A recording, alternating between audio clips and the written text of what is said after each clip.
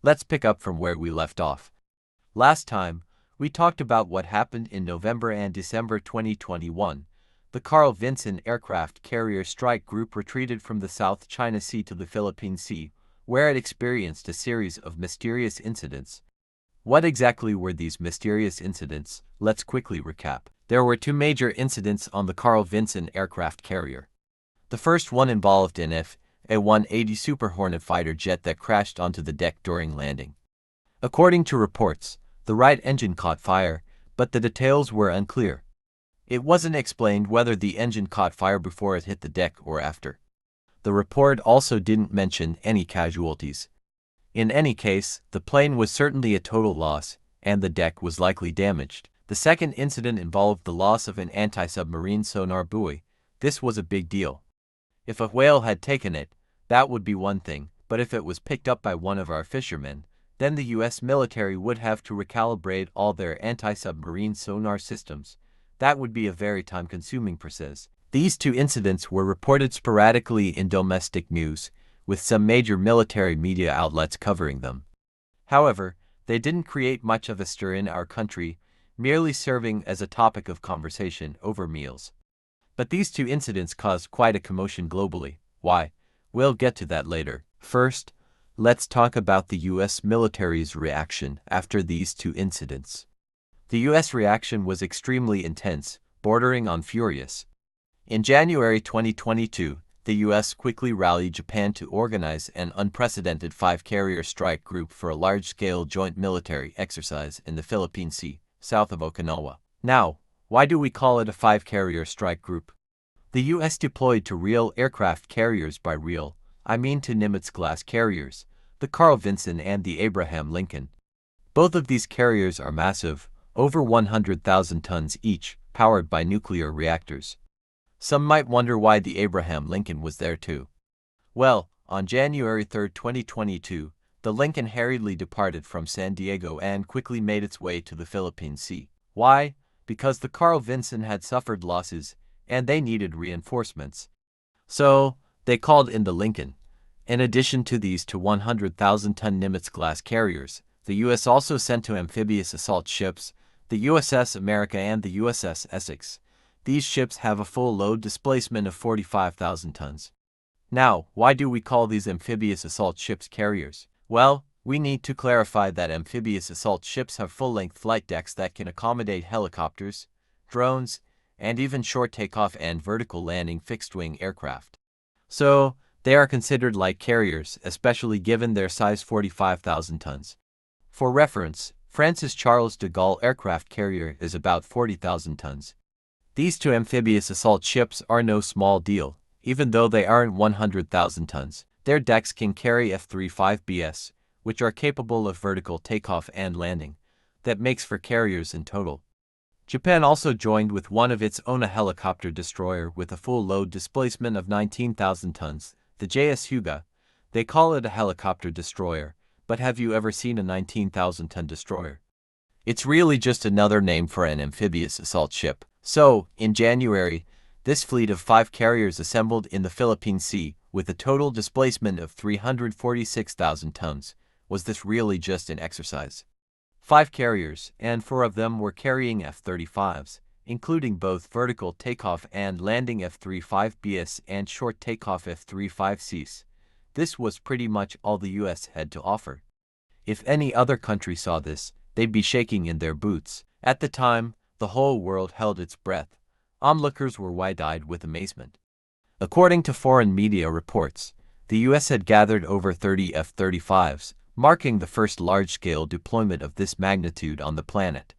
War seemed imminent. Not only that, on January 15th, the US announced that an Ohio-class ballistic missile submarine had arrived in Guam. This was the first time since 2016 that the US had deployed a strategic submarine to Guam, carrying 20 submarine-launched intercontinental ballistic missiles with nuclear warheads. From Guam, these missiles could hit our territory within 30 minutes. The U.S. rarely publicizes the movements of its Ohio-class submarines, so this high-profile announcement was clearly intended to send a message to the world. They were getting ready to deal with the Panda. Moreover, on the same day, A U.S. Air Force C-6B command and control aircraft quietly arrived at Andersen Air Force Base in Guam. The E-6B is a highly specialized aircraft that can transmit the U.S. President's orders to launch Minuteman III land-based intercontinental ballistic missiles if ground command facilities are destroyed. It's often referred to as the Doomsday Plane. Additionally, the E-6B can also command strategic submarines to launch missiles directly. This means that even if nuclear war breaks out and the U.S. mainland is obliterated, this E-6B aircraft could still direct submarines deep in the ocean to carry out the final nuclear retaliation against enemy nations. But that's not all. On January 18th, two upgraded E-3 airborne early warning and control aircraft arrived at Kadena Air Base in Japan. These E-3 AWACS are equipped with the C4 Nerve Network Command System, essentially serving as airborne command posts. This means the U.S. had moved its C4 command system forward into Asia. So, what do you think they were planning? This looked like preparation for a nuclear war. Now, think back to January 2022. What were you doing? I remember we were getting ready to celebrate the Lunar New Year. The entire nation was immersed in a joyful atmosphere. How many people felt the fear of impending war? What does this show? It shows that our country protected its people extremely well. At that time, the whole world was on edge, watching the U.S. and the Panda preparing to flip the table. Some high-ranking officials and presidents were already hiding in bunkers. Even Putin in Russia didn't dare to say a word. The U.S. was truly enraged. When had they ever suffered such losses? From 2021 onward, we gave them no face at all, standing firm and confronting them directly. The first island chain was breached, their submarine collided, and then the Carl Vinson suffered a series of mysterious accidents, forcing it to retreat from the South China Sea. The U.S. was humiliated, with all their allies watching. And with the Winter Olympics just around the corner, the world was about to gather in the Panda's home to witness the U.S. lose face on a global stage. If they didn't show some tough posture to scare the Panda into submission, they wouldn't be able to maintain their dominance. But did we get scared? Not at all. Instead of backing down, we gave them a firm slap in the face. What happened next? Let's continue. On January 24, 2022, an F-35C on the Carl Vinson crashed into the sea while attempting to land on the flight deck. The whole world was stunned. You probably remember this incident. It's still searchable online. Now, some might ask, what does this have to do with us? Today, we're going to reveal the secret behind these incidents. To get to the bottom of this, I not only scoured a certain declassified website but also went through some official records from a certain country. I ended up uncovering a shocking truth. When I first discovered it, I was trembling all over. Our methods are pretty wild. But before we dive into the details, let's first introduce a piece of our equipment. This piece of equipment rarely appears in media reports, and I couldn't even find specific parameters for it online.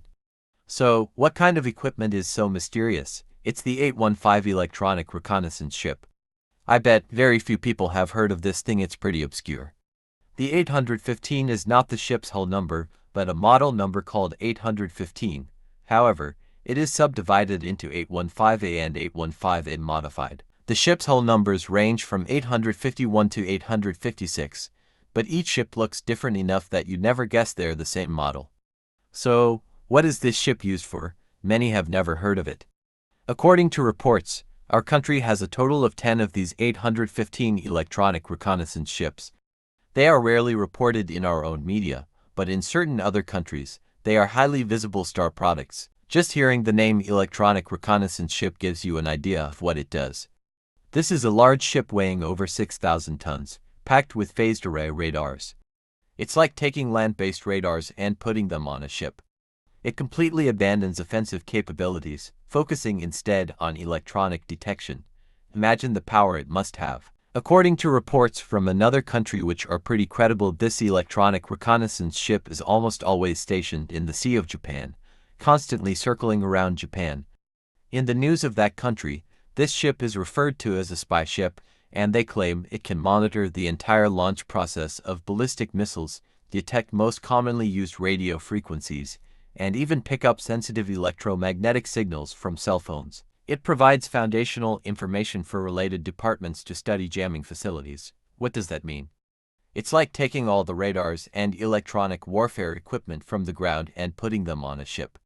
It can detect the movements of every ship in an aircraft carrier group from nearly 700 kilometers away, listen in on electromagnetic signals across all frequencies, and is directly connected to our 1,000-hand Guanyin system. Not only that, it can also monitor low-orbit satellites passing overhead and track the movements of submarines underwater. In other words, it's like a giant version of the Goksun 11 electronic reconnaissance aircraft, but on a ship. It can not only intercept and decode an opponent's electromagnetic signals but also jam them in real time and lock onto targets remotely. Through the 1,000-hand Guanyin system, it can provide guidance for other platforms' weapons, what's commonly referred to as fires, guides. Let me explain it in simpler terms. This electronic reconnaissance ship can lock onto an aircraft carrier with its fire control radar from 700 kilometers away, but it doesn't have anti-ship missiles. However, it can guide a H-6 bomber to launch an anti-ship missile. After the H-6 fires the missile, it can turn around and leave without worrying about anything. Then, the electronic reconnaissance ship can guide that missile to hit the target. This is what a fires, guides means. The H-6 fires, and the electronic reconnaissance ship guides. And it's not just the H-6 it can guide. It can also guide the O-55 destroyer or even submarines. With such a large radar, it can lock onto targets within a 700-kilometer range and perform all-directional detection within a 2,000-kilometer airspace. Just think about that. It's hard to even understand the principle behind it. How does it work when the Earth is round, with all its curvature? I don't know, but somehow, it just does. From looking at the reports over the past decade from that country and others, it's clear they are deeply resentful of this electronic reconnaissance ship. Just think about how small that country is. When we park an electronic reconnaissance ship in the Sea of Japan, the entire island becomes defenseless. Whether it's a US military base or the Emperor's bathroom, it can hear everything. But this electronic reconnaissance ship doesn't just spy on that country. It also targets the US. For instance, in 2017, the ship with the hull number 852 went to Alaska. Why? To monitor the US Navy's use of sea-based anti-missile missiles to intercept ballistic missiles, recording all the data from the entire process. This 852 ship, nicknamed Venus, went to the US West Coast after visiting Alaska. The Americans were going crazy, wondering what it was doing there, but they couldn't do anything about it. According to international law, navigation in international waters is free, right? So, freedom of navigation isn't just something the Americans use, we also use it. We just don't report it. So, why am I going on at length about this electronic reconnaissance ship? Because I found the main reason behind the 3 incidents on the USS Carl Vinson in November and December 2021 and January 2022. This isn't something I made up, it's based on 2 days of research on WikiLeaks and Japanese reports. Let me tell you the whole story. I don't know how long this video will stay up, but everything I'm about to say is true. Let's go back to November 2021. If you don't remember what happened then, you can check out the previous episode. In November 2021, after the Carl Vinson entered the South China Sea, it saw that the USS Connecticut had been hit, with half its front end missing. It floated around for a week before returning to Guam. The Carl Vinson immediately turned around and fled eastward to the Philippine Sea. In fact, as soon as the Carl Vinson entered the South China Sea, it was being tracked by one of our electronic reconnaissance ships. Which one exactly, I don't know, but it was most likely the 850 for Sirius. If you have time, look up the 850 for Sirius and see what it looks like, all covered in big domes, which are radar antenna covers. It doesn't look like it's something to mess with.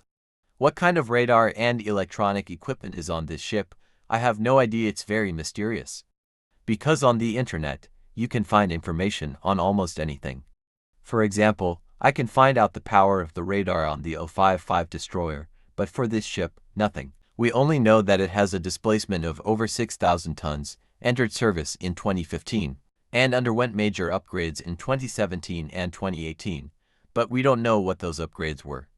However, one thing we can guess is that it's equipped with gallium nitride active phased array radars. Why?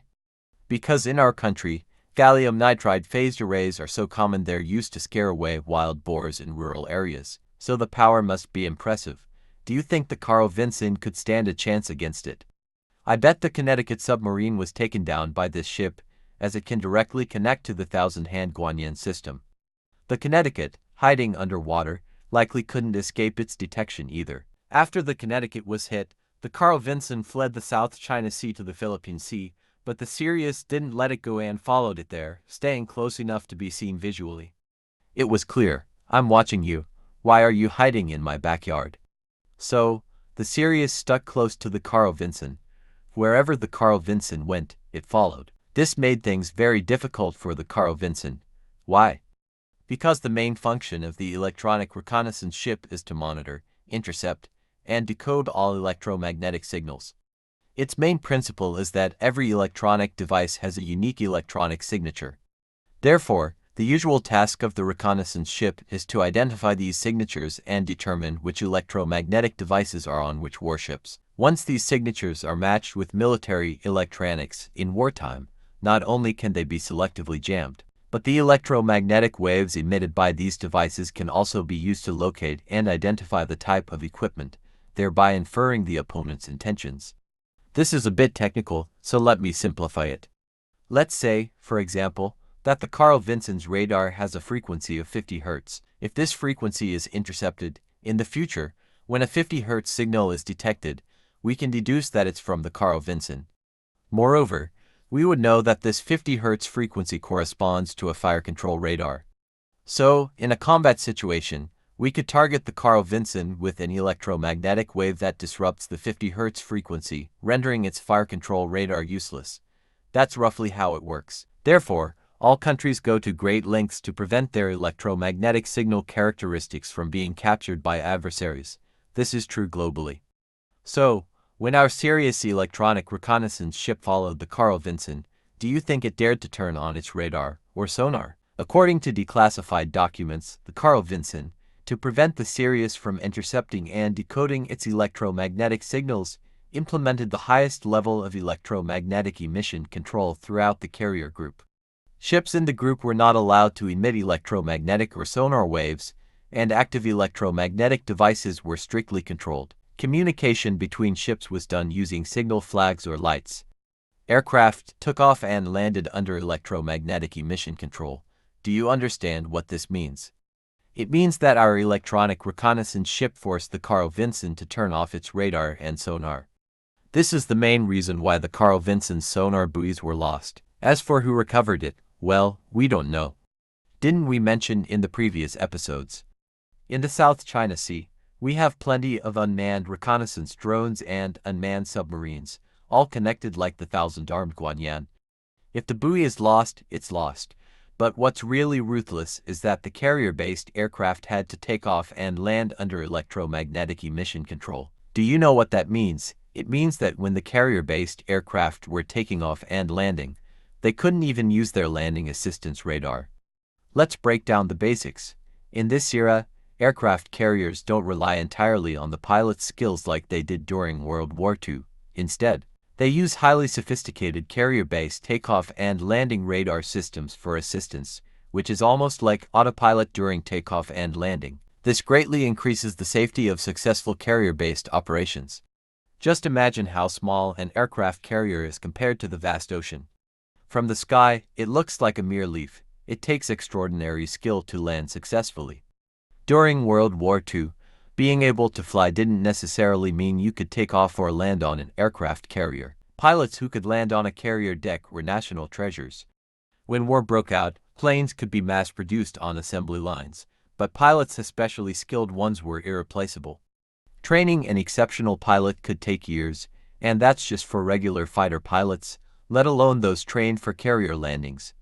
It takes at least 1,000 hours of training before a pilot can even engage in air combat. Thus, a country's real air force potential isn't solely determined by the number of fighter jets but also by the number of trained fighter pilots.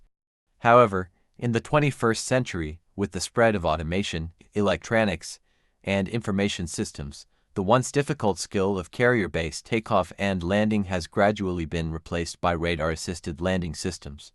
As a result, it has become much easier for pilots to take off and land. American carrier pilots, although trained to perform manual landings, have developed a reliance on these radar systems over time.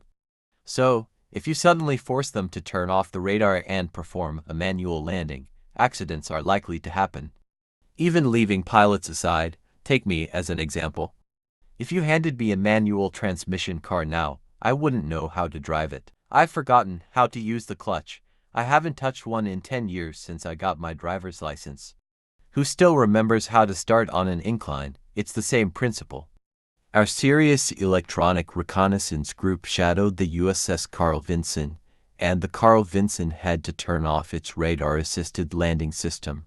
This is crucial data. If you let Sirius record it, in future conflicts, we wouldn't even need to attack the carrier. We'd just jam its landing radar system, and the carrier would be rendered useless.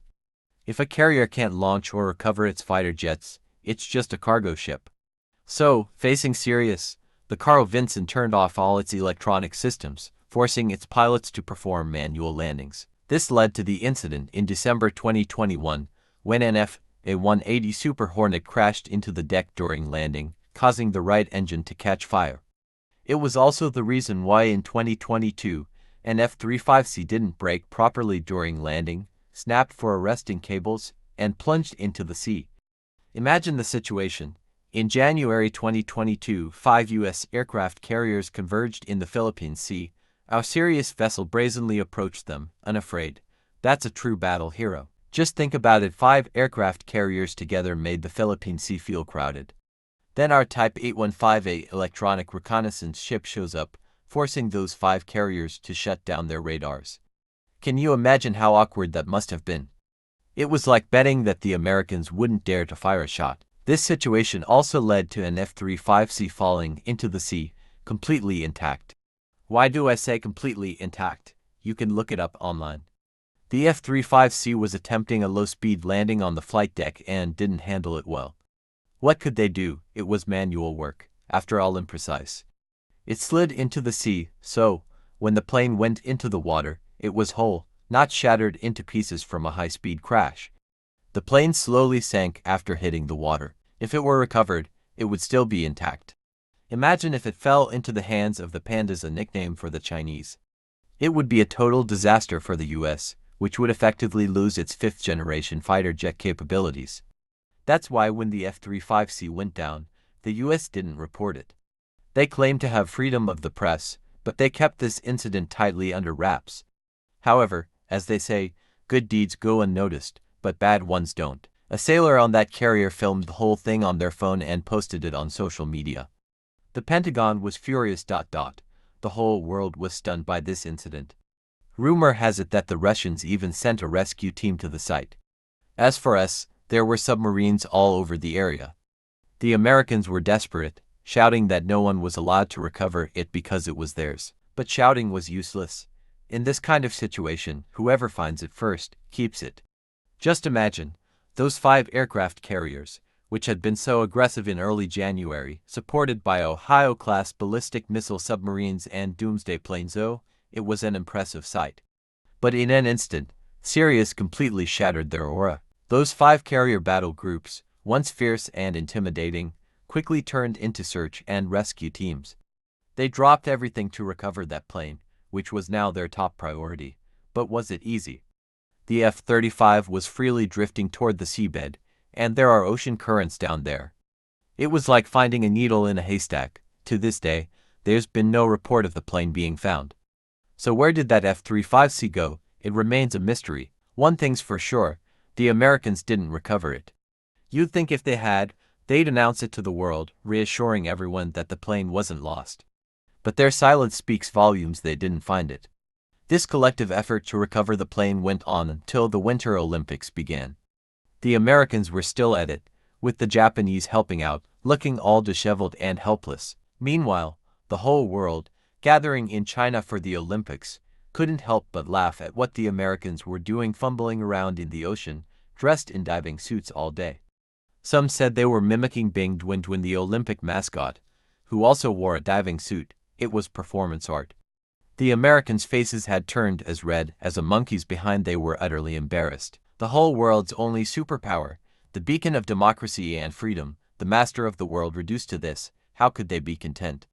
Of course, they couldn't. So before the Beijing Winter Olympics even ended, they devised a massive attack plan, ready to stop playing around and go all in. But if you don't believe in the will of a nation, you're out of luck.